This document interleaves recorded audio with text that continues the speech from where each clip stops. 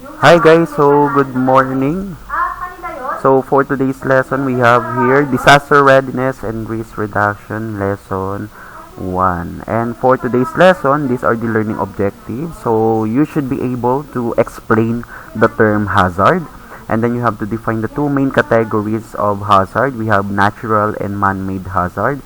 And last, you have to identify the impact of hazards common in our environment. So what are the natural processes that shape and change our environment? So the possible answers are, first one, we have plate tectonics. So through plate tectonics, so nagkakaroon tayo, no? Nabibuild yung mga mountains, yan, nagkakaroon tayo ng mga volcanoes, ocean formation, etc. No? What else, no? Ano pa yung natural processes na meron ng ating Earth? No? So we have what we call atmospheric processes wherein there's a formation of clouds, precipitation, wind, 'di ba, etc. No? And then what else? We have also what we call biological accumulation. Let's say for example, yun yung formation of reef, no?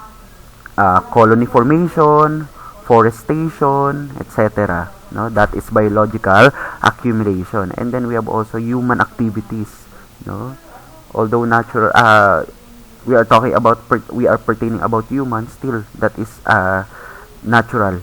No, natural processes. Let's say for example, urbanization, yan, extracting resources, geoengineering, etc. No? So those are the natural processes that shape and change our environment. No? So those are natural forces that have the power to change our landscape, no? Or the surface of the geological landscape of the earth. Now, why is the Philippines one of the world's most disaster-prone countries? No, bakit kaya? Isa tayo, no, sa kino-considered as, ayun nga, most disaster-prone countries. Now, we all know that Philippines is one of the most hazardous countries in the world, no, having more than 20 tropical cyclones in a year. Imagine, 'di ba? Sa isang buong taon, halos 20 tropical cyclones or typhoon, no, ang dumadaan sa atin. And then there are earthquakes every day and more than 20 active volcanoes found all over the country. So imagine, no, with that, ayun, na-consider tayo as one of the most disaster-prone countries, no. So, bukod doon, ayun nga, no, bakit ba tinawag as disaster? No, bakit ba nagkakaroon ng disaster? So, the occurrence of disaster, itong tinatawag na disaster na to, it depends on the interplay between a natural phenomenon, no, yung mga natural phenomenon, bagyo, earthquake, di ba, wildfire, no, that can turn into hazard, no, something na makakasakit, no, sa tao, sa hayop, at the same time sa mga property natin. And at the same time, no, so bukod sa natural phenomenon, syempre yung vulnerability nga, no, vulnerability of population exposed. Ibig sabihin yung maaaring maapektuhan nitong mga natural phenomenon na yun. And that is the time na doon napapasok yung tinatawag nating disaster. Kapag nagtagpo, no, kapag nagtagpo yung natural phenomenon and yung tinatawag nating vulnerability, no, or vulnerable population. Yan. Now, talking about hazard, let's define what hazard is. So when we say hazard, it is dangerous phenomenon, substance, human activity, or condition that may cause loss of life. O di naman kaya injury or other health impacts. So let's say for example, yun nga, nagkaroon halimbawa, no, ng malaking sunog, no. So yung sunog na yon, that is hazard. Bakit? No? Kasi nga possible na kapag ito ay lumaki o di naman kaya yung masunog ay isang bahay, syempre may maaring maapektuhan, maaring may mamatay na tao, may masirang ari-arian, diba? O di naman kaya may ma-injure, yan. And other health impacts, no? So that is considered to be as hazard. So it is a natural event that has the potential to cause harm or loss of lives, no?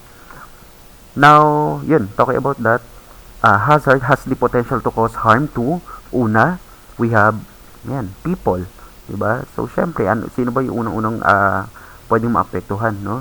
Syempre, yung tao. So, possible man nagkaroon ng death, ng injury, disease, and even stress, no?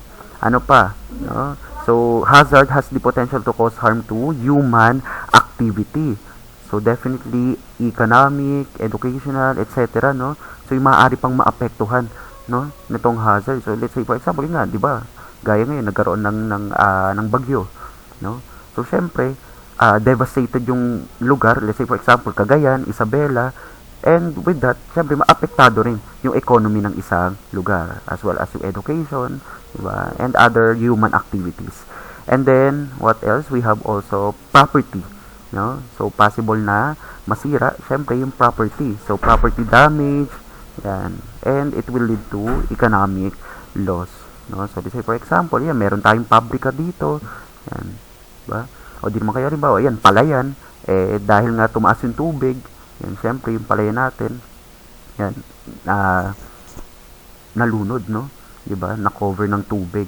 So, definitely, ayan, magkakaroon ng, aside from property damage, yan, magkakaroon din ng economic loss. And, last, na pwedeng ma-harm nitong hazard na tinatawag ay yung environment. So, we have what we call, ayan, loss of fauna and flora.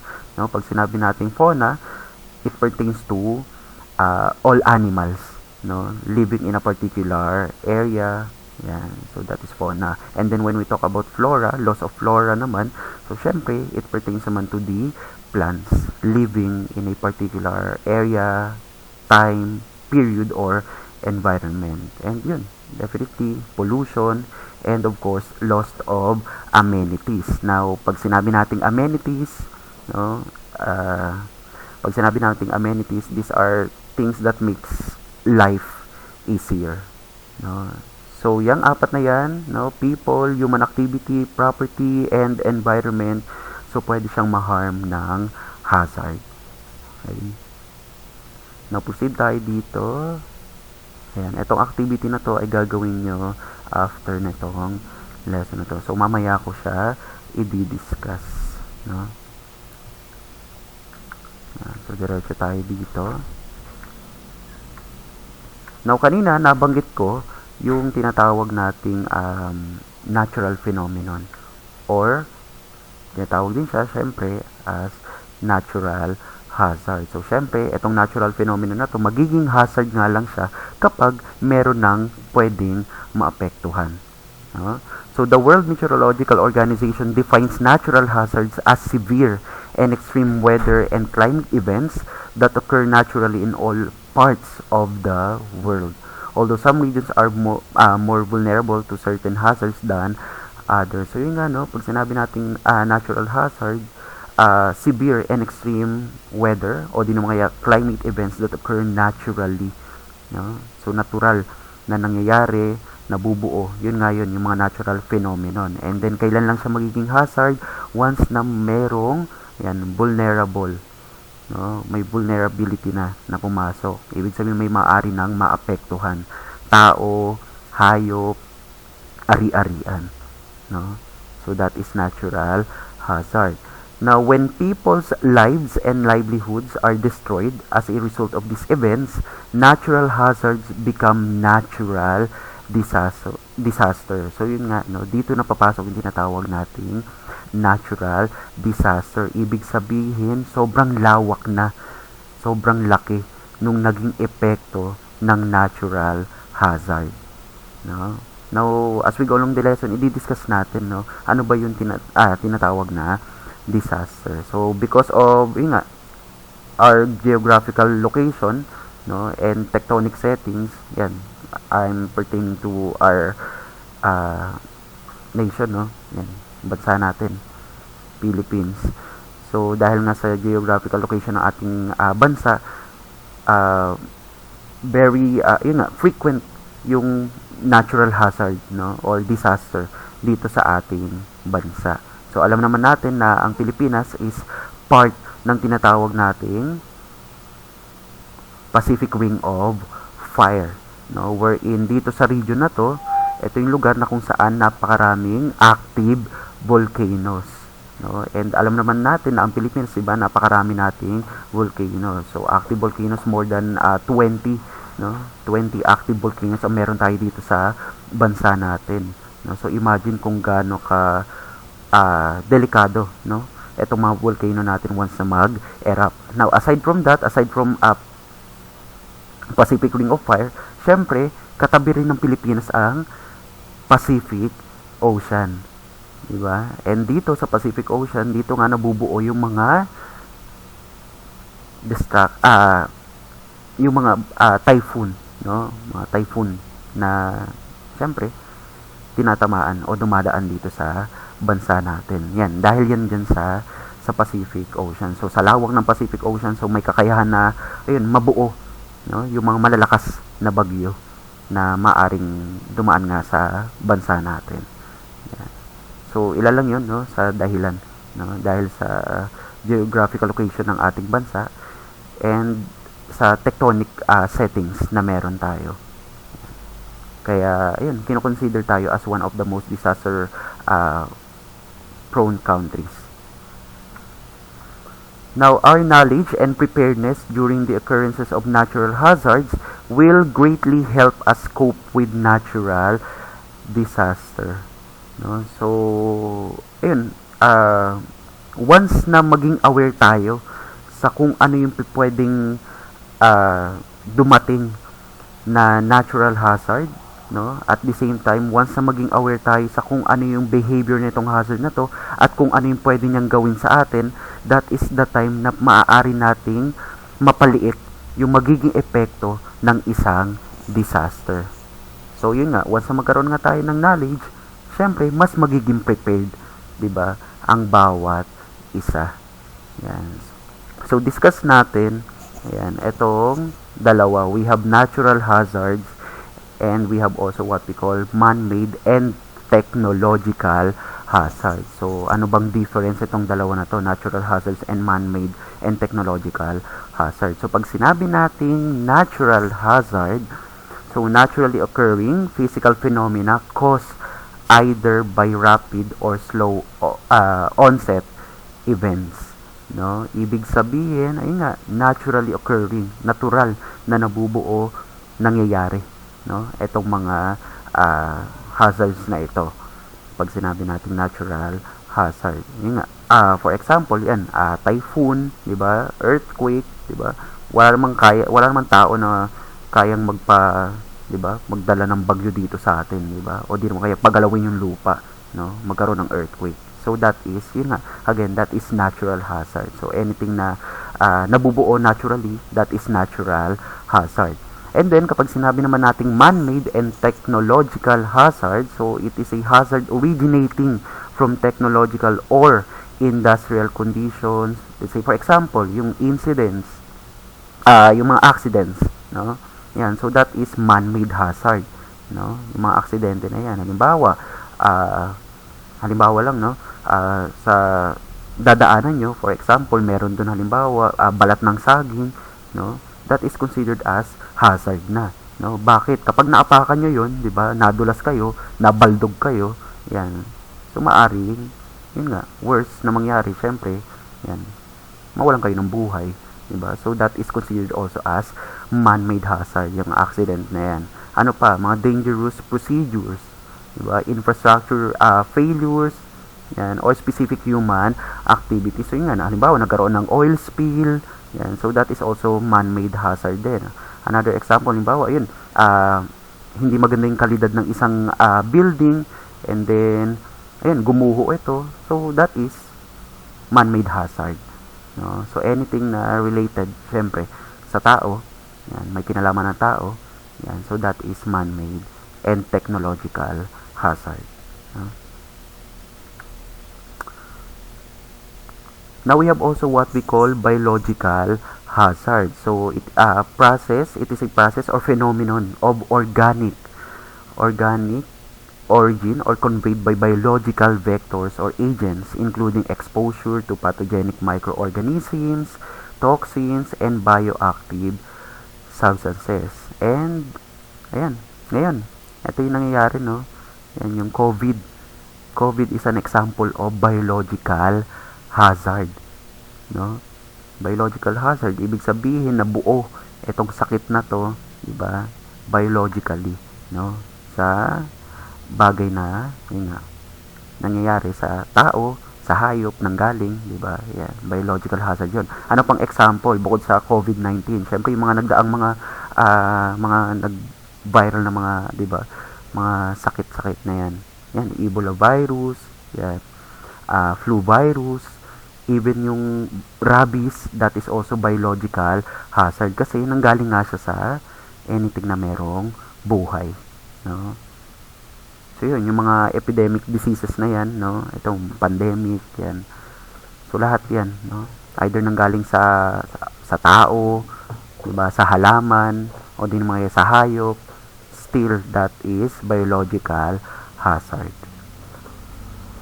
Next, we have also what we call geological hazard. So geological processes or phenomenon. So ang best example nga nito, yun nga, syempre yung earthquake, no? Earthquake, and ground shaking, landslide, lava flow, liquefaction, no, yung paglambot ng lupa, tsunami, yan. So those are geological hazards. So natural process that originates from the solid earth geosphere, no? So anything na ayun nga, ang galing mismo, no, may kinalaman sa geosphere natin, no? So even yung yun nga, yung landslide na yan, no, rock slide, no, mass wasting, mudslide, debris, yan, mud flows, lahat yan is geological hazard. And then we have also what we call hydrometeorological hazard. So processes or phenomenon of atmospheric, hydrological, or oceanographic nature. So ayun nga, it involves relationship, no, ng ating atmosphere and our hydrosphere, no. So we have, ayun nga, best example nga nitong hydrometeorological hazard is typhoon, no. Typhoon, ano pa, tornado, flood, forest fire, no, tsunami. So those are an example of hydrometeorological hazard, no. May relationship yung ayun nga, related sa bawat isa yung atmosphere at yung hydrosphere. Now i-discuss ko lang to, yan. So ilan pa, no, sa mga example nitong aking mga nabanggit na mga hazard, no. So we have here, for example, atmospheric. So kapag single element lang, atmosphere lang, no, ano ba yung mga possible na hazard na mabuo? We have what we call excess rainfall, no?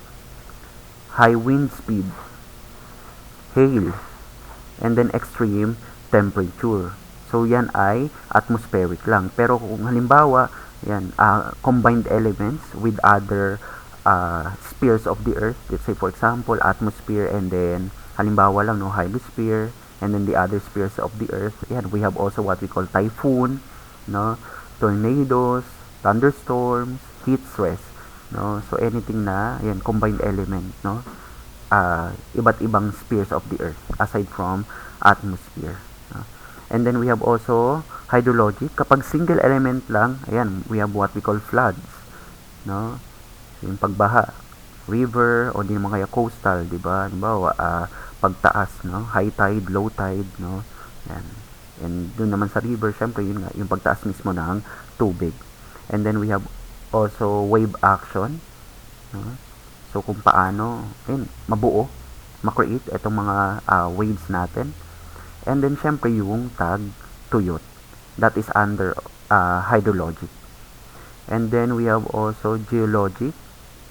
So single element, we have ayun, mass movement, no, mass wasting, yung sinabi ko sa inyo nakaraan sa last lesson natin, landslide, mudslide, earthquake, volcanic eruption, no, and then rapid sediment movement, no, those are geology.